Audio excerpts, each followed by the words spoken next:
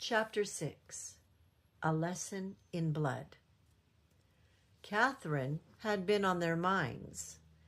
Neither Angel nor Susie would have volunteered this information willingly. Angel tried convincing himself it was just the disorientation of unlife, the rearrangement of existence around blood, shadow, and the intricate unspoken hierarchies of the kindred. Susie told herself it was admiration, the natural response to someone so fiercely capable. And yet, they had both dreamed of her. The summons arrived simultaneously by email and by Camarilla-issued cell phone. Angel found it when he woke, read it once, and was in the sewers within 20 minutes. Ada's map folded in his back pocket. The rats were cooperative.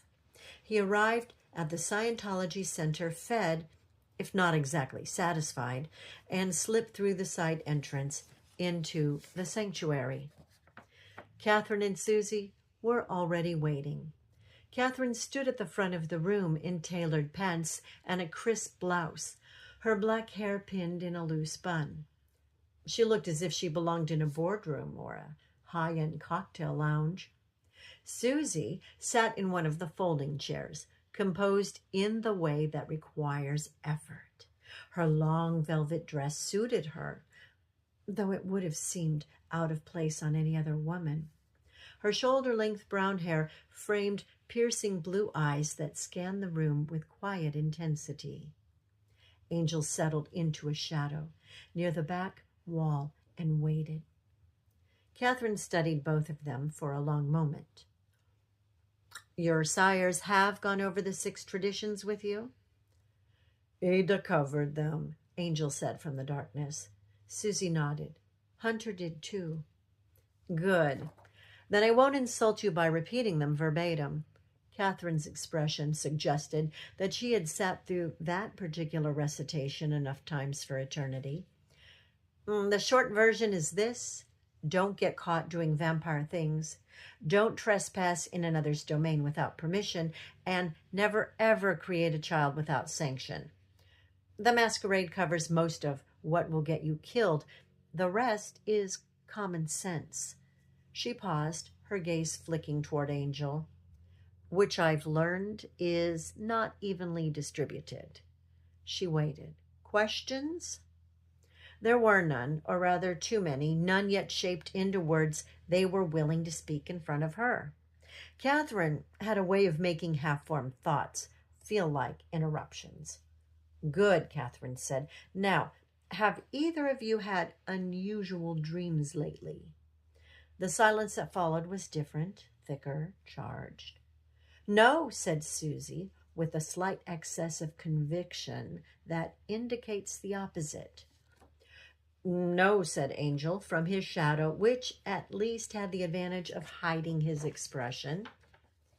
Catherine regarded them both without apparent surprise.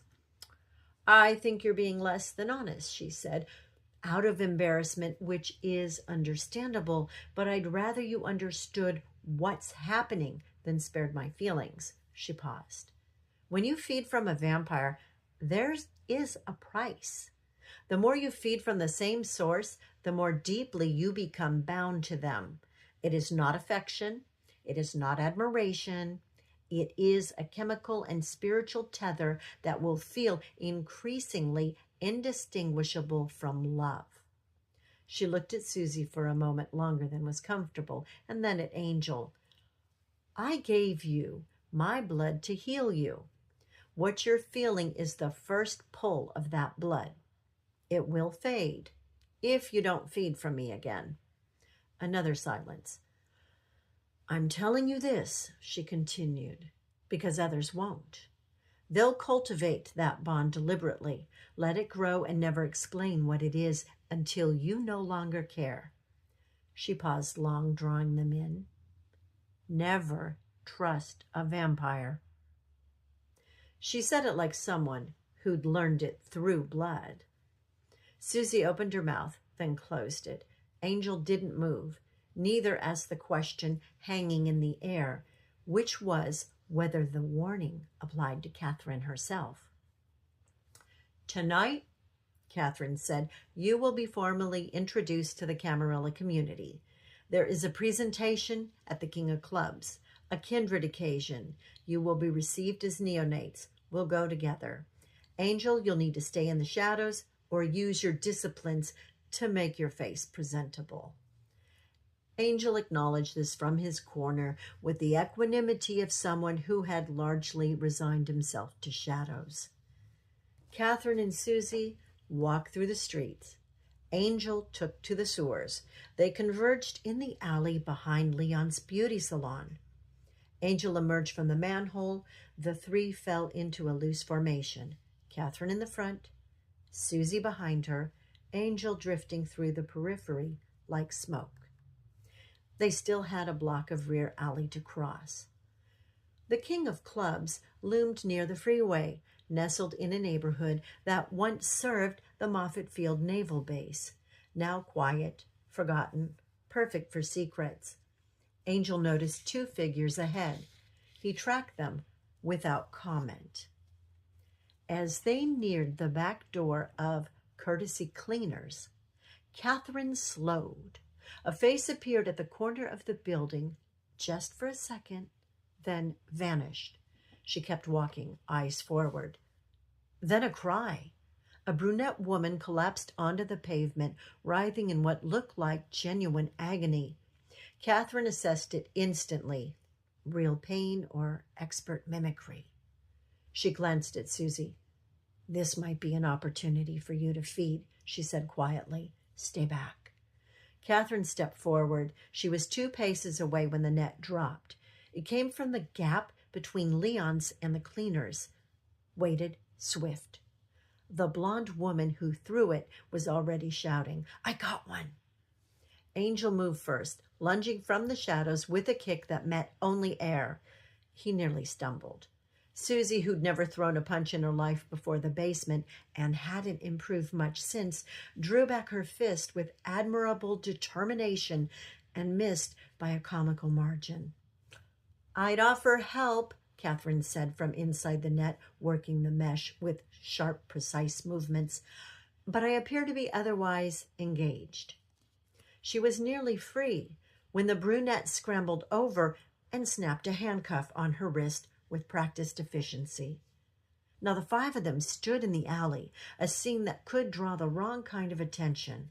Catherine, half entangled, Angel off balance, Susie swinging wildly, the 2 attackers realizing they were outnumbered. The blonde bolted. Angel recalibrated. This time his kick landed. It killed her. Angel stared at the body. I didn't mean to kill her. The brunette had clearly counted on the element of surprise and even odds. She had miscounted on both, and now she ran, but she didn't get far. Susie caught her from one side, Angel from the other. Between them, they held her while Catherine freed herself. The interrogation was brief. The brunette repeated the same phrase, robotic and hollow. I do what I am told. I do what I am told. She screamed when she saw Angel's true face clearly for the first time. Faced with a corpse, a screaming prisoner, and a presentation to attend, they made the practical choice. Susie fed from the brunette, carefully, just enough. They bound her with a net, dragged the blonde's body into the sewer, straightened their clothes, and continued toward the King of Clubs. This is a gift for Chartry, Catherine announced to the ghoul at the VIP entrance. Angel and Susie gave the passcode. The ghoul, weighing the urgency of a bound prisoner against the risk of challenging Catherine, let them pass. They took the spiral staircase up to Chartry. Chartry was a woman of iron composure. She took in their disheveled state, the blood on Susie's dress, the tension in Angel's posture, and ushered them into a side room without a word. What happened? She asked. Catherine recounted it, efficient, unembellished. As she spoke, Chartry's eyes narrowed. When Catherine finished, Chartry paused. Several neonates have gone missing before their presentations, she said quietly. We didn't know if they ran or were taken. Well, you can interrogate this one, Catherine said, pushing the bound brunette forward. Chartry advanced toward the brunette. Who sent you? I do what I'm told. I do what I'm told, the brunette said. Chartry studied her for a moment. The heartbeat, the human smell, the fixed gaze, the absence of cadence in her voice, the repetitive speech. In a psychiatrist's office, these might suggest schizophrenia with Tourette's. Here, they suggested something else entirely. She leaned in to press further. But the brunette bit down hard on something hidden in her molars. Her breathing turned ragged. She collapsed, convulsed, and died. Chartry looked down. Blood-bound ghoul. Someone with real authority over her. Someone who preferred her dead to talking. She straightened. I want the other one brought to me as well. The presentation is postponed. She left without waiting for a reply, her heels clicking with calm precision. Angel and Susie stood in the quiet room, the weight of the truth settling over them. Someone powerful had sent these women. Someone who made cyanide a better option than confession. Catherine was already familiar with such a vampire. She rattled the handcuffs on her wrist. We need to retrieve the blonde for Chartry. Hopefully she has the key. Susie thought of the sewers, her dress, her shoes. Of course we do, she said softly.